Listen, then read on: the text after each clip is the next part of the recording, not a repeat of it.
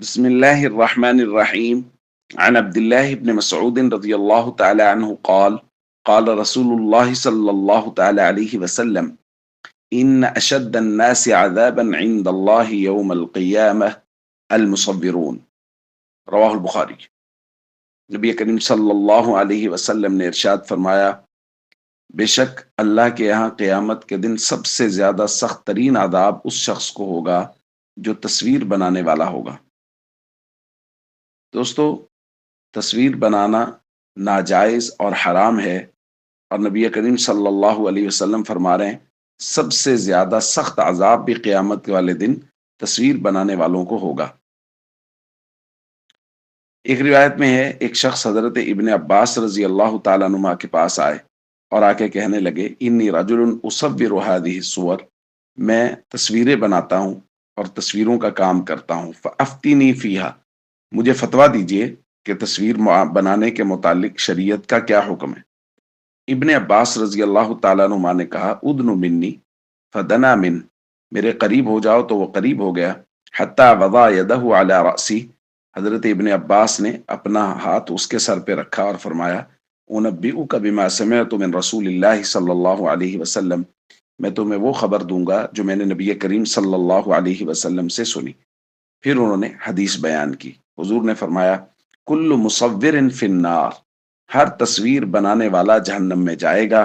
پھر فرمایا، یجعل لہ بکل صورت صورہا نفس، اس کے لیے ہر تصویر کے بدلے میں جو اس نے بنائی ہوگی ایک جاندار بنایا جائے گا، یعنی ایک شخص بنایا جائے گا، تعذبہ فی جہنم، جو اس کو جہنم میں عذاب دے گا۔ یعنی اس سے یہ مسئلہ بیان کر دیا کہ کسی بھی صورت کسی جاندار کی تصویر بنانا جائز نہیں ہے۔ پھر آگے مسئلے کی دوسری صورت بیان کی، فَإِن كُنْتَ لَا بُدَّ فَاعِلًا، اگر ضروری ہی ہو تو فَجْعَلِ الشَّجَرَ وَمَا لَا نَفْسَ لَهُ، تو ایسی چیز کی تصویر بنا لو جس کا کوئی جو ذی روح نہ ہو، اور اسی طرح شجر وغیرہ کی تصویر بنانے کی اجازت ہے۔ تو دوستو، جو لوگ تصویر بناتے ہیں، شریعت نے، نبی کریم صلی اللہ علیہ وسلم نے ان کے بارے میں انتہائی سخت بات فرمائی کہ یہ لوگ جہنم میں جائیں گے، سب سے زیادہ سخت عذاب بھی تصویر بنانے والوں کو ہوگا۔ اس لیے ہم سب کو چاہیے تصویر سے اجتناب کریں، جو لوگ تصویر بناتے ہیں اس سے وہ اجتناب کریں۔ گو کہ موبائل یا ڈیجیٹل کیمراز سے تصویر بنانے کے متعلق کسی نہ کسی درجے میں علماء کا اختلاف پایا جاتا ہے، لیکن پھر بھی بہرحال جو ہمارے معاشرے میں اس قدر شدید، گویا اس کا عذاب ہی آیا ہوا ہے کہ ہر آدمی موبائل لے کے تصویر بنا رہا ہے، گویا یہ کوئی ثواب کا کام ہے۔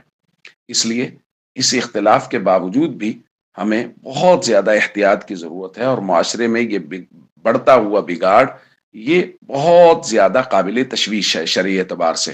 وقت کا ضیاع اپنی جگہ پر، اس طرف مصروفیت اپنی جگہ پر، اور بہرحال اگرچہ جواز کا فتویٰ ممکن ہے موجود ہو اور بڑے علماء کی طرف سے بھی ہو، لیکن اس کا مطلب یہ قطعاً نہیں ہے کہ اس قدر شد و مد کے ساتھ اس کام کو کیا جائے، اور بہت زیادہ اس کام کو کیا جا رہا ہے، اور یہ بات بہت ہی ناپسندیدہ ہے۔